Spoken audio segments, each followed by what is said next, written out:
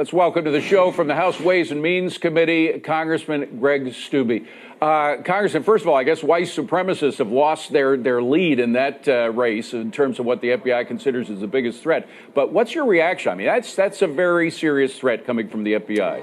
Yeah, I was actually going to say I'm glad to hear people in the Biden administration not say that climate change is the #1 national security threat to our country and actually talk about China. Because if you go back to John Ratcliffe under the Trump administration, he told us before Trump was out of office that the #1 national security threat against the United States was the Chinese Communist Party, and that was over 3 years ago.